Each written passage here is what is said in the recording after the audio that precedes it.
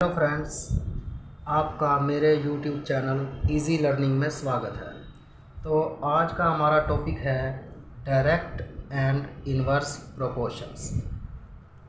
तो इसमें हम एग्जांपल लेते हैं, जैसे if the number of articles purchased increases the total cost also increases.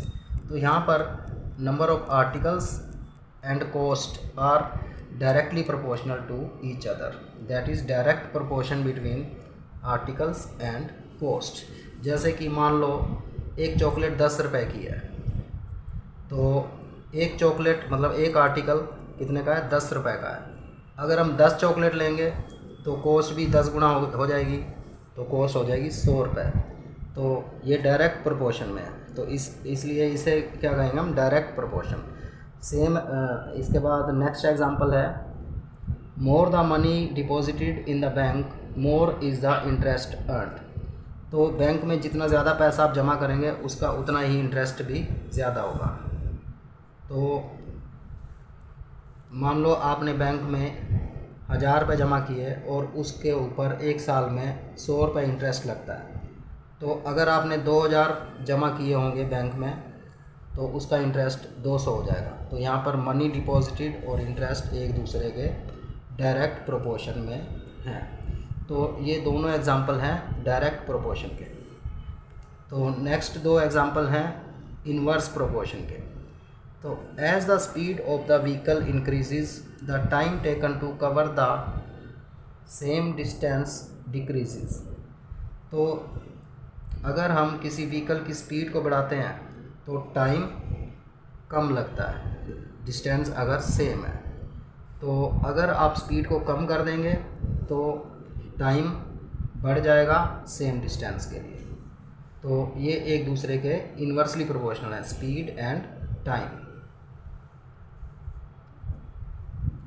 For a given job more the number of workers less will be the time taken to complete the work.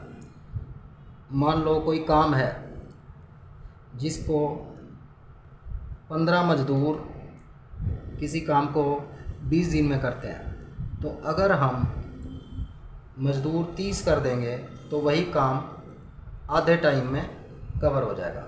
अगर हमने मजदूर की संख्या बढ़ा दी तो वही काम आधे टाइम में कवर हो जाएगा। तो इसलिए वर्कर, नंबर ऑफ वर्कर्स और टाइम में इनवर्स प्रोपोर्शन है। तो these are the examples of inverse proportion and these are the examples of direct proportion. Direct proportion.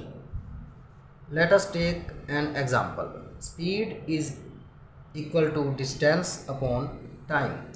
तो आपको पता है स्पीड का फॉर्मूला होता है डिस्टेंस अपॉन टाइम। तो here distance and time are in direct proportion. मतलब जो क्वांटिटीज़ इधर हैं, अगर स्पीड हमने सेम रखी हुई है तो डिस्टेंस और टाइम इन डायरेक्ट प्रोपोर्शन होंगे। But distance is equal to speed into time. Here speed and time are in inverse proportion.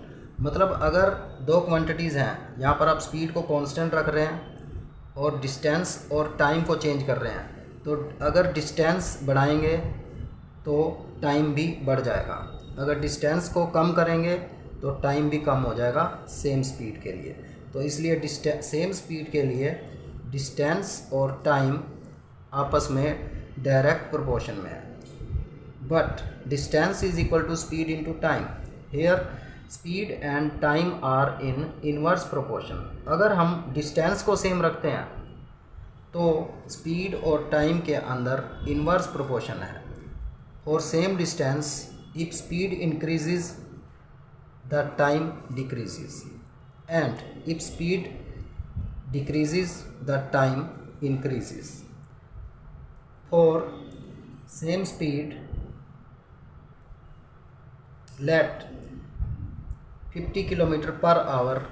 If distance is 150 km, time is 3 hours, because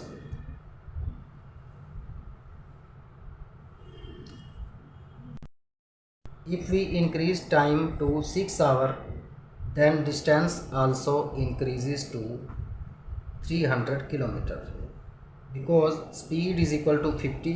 तो हमने speed को constant रखा है, तो उसी ratio में 300 और 6, मतलब जो हमारी डिस्टेंस है वो 300 किलोमीटर हो जाएगी और टाइम हो जाएगा 6 आवर्स।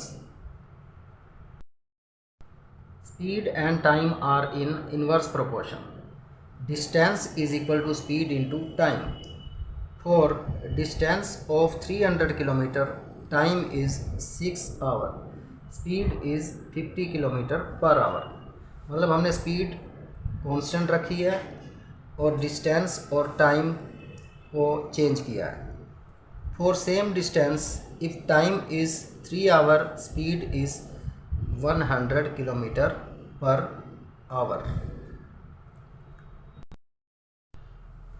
तो इससे हमें क्या पता चला?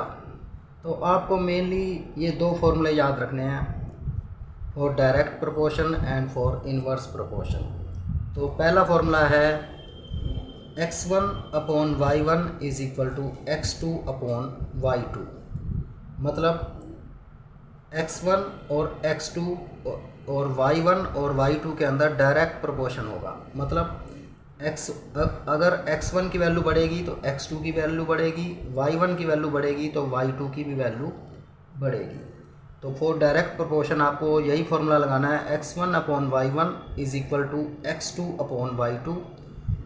एंड फॉर इनवर्स प्रोपोर्शन आपको फॉर्मूला लगाना है x1 y1 is equal to x2 y2।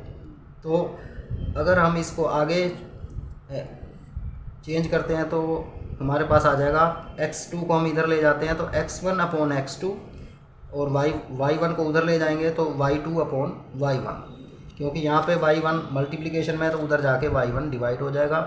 यहाँ पर x2 मल्टीप्लिकेशन में है तो इधर जाके x2 डिवाइड हो जाएगा। तो फॉर इनवर्स प्रोपोर्शन क्या होगा? If x1 increases then y2 also increases, and if x2 increases then y1 also increases. So x1 and x2 are in inverse proportion to y2 and y1. x1 is directly proportional to y2 and x2 is directly proportional to y1. In first case x1 is directly proportional to x2 and y1 is directly proportional to y2. So these are the two main formula for direct proportion and inverse proportion. तो ये हमारा video का first part है ratio and proportion के ऊपर। तो यहाँ पर हमने डायरेक्ट एंड इनवर्स प्रोपोर्शन के बारे में डिस्कस किया। इसके बाद हम इसके पार्ट 2 के अंदर इसके एग्जांपल्स करेंगे और एग्जांपल्स में आपको और भी ज़्यादा क्लियर हो जाएगा। पार्ट 2 में हम डायरेक्ट प्रोपोर्शन का एग्जांपल करेंगे और पार्ट 3 के अंदर हम इनवर्स प्रोपोर्शन का एग्जांपल करेंगे। तो अगर आपको ये वीडियो पसंद आए तो प्लीज़ लाइक करें, शेयर करें एंड सब्सक्राइब करें। Thank you.